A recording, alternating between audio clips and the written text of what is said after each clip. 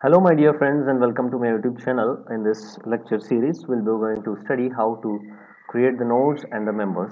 The first of all, the nodes can be created either through the grid system or through the table that is given for the nodes here. And I'll be going through the table. Simple thing. And first of all, we want to create a first node that is at the origin, which has 0, 0, 0 x, y, z ordinates. Then after creating it, we can see that the grid is that a node is created at 0 x and y and z as 0 ordinates.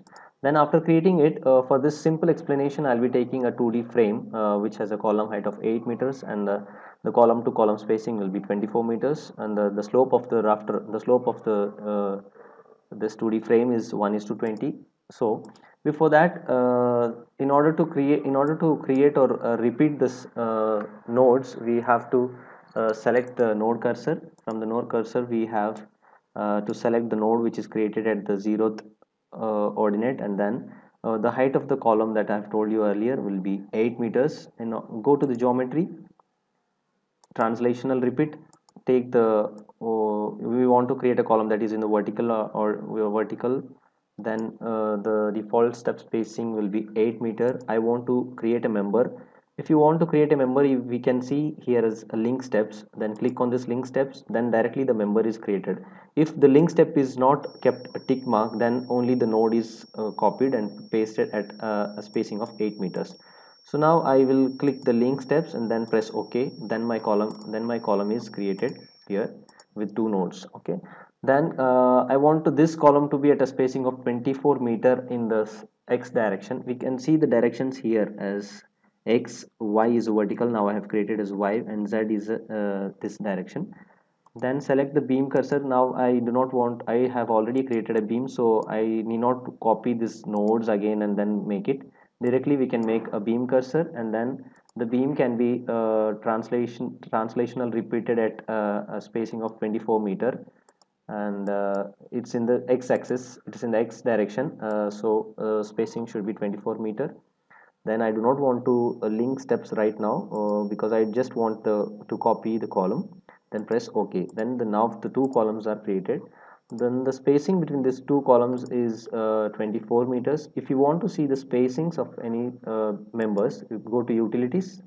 The StatPro software which I am using is the Connect Edition. So go to utilities, node to node distance, click on the node tools, node to node distance, click on the first node, and then on the second node you can see the distance, and the spacing between two columns is 24 meter.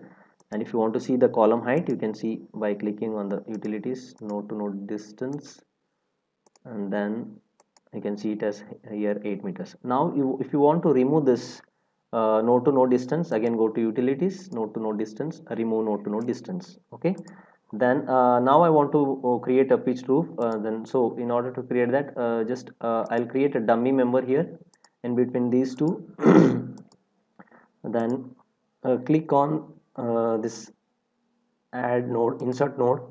Usually the ridge column will be at the center, so you want to insert a node at the midpoint.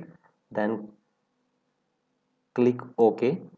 Then do the calculations on your paper or a sheet. Then the roof will be coming at a height of, overall height of, as per the calculation, this height will be 0.6. So if you do not know this calculation, that will be tan theta.